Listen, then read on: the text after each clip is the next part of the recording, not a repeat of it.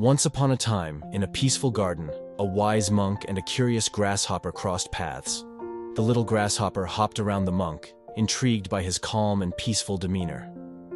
The grasshopper couldn't help but wonder, "What are you doing, sitting so still and quietly, dear monk?" The monk smiled warmly and said, "I'm meditating, little grasshopper. I do it to calm my wandering mind." "Wandering mind?" the grasshopper asked, a bit puzzled. "Yes," the monk explained.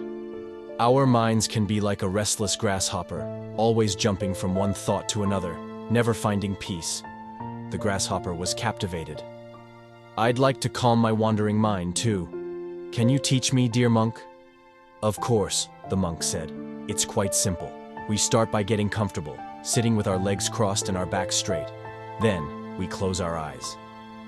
Excited, the little grasshopper quickly settled down, crossed its tiny legs, and closed its eyes. A moment passed before the grasshopper peeked out with one eye and said, "What do we do now?" The monk chuckled gently, "Take your time, little grasshopper. When we close our eyes, we focus on our breath.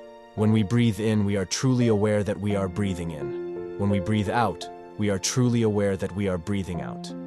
The grasshopper nodded. "Got it. Let's begin."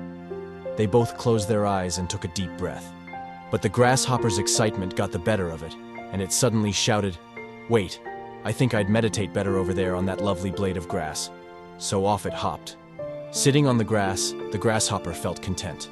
"Okay, I'm ready now." The monk calmly followed, and they closed their eyes and took a deep breath. However, once again, the grasshopper's enthusiasm got the best of it. "No, wait, that rock over there looks perfect for meditating."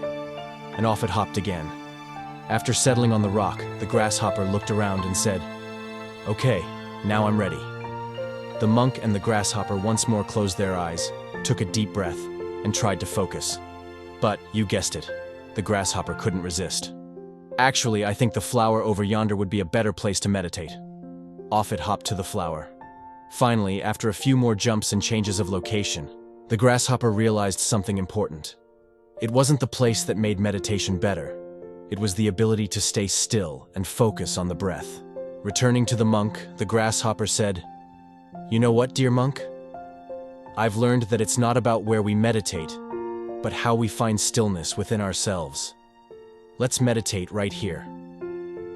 The monk and the grasshopper closed their eyes, and this time, they both breathed in and out, finding a sense of calm and stillness together. And so, the little grasshopper learned the valuable lesson that true meditation was not about changing places, but changing oneself from within. It's a story to remind us that sometimes, the answers we seek are within us, no matter where we are.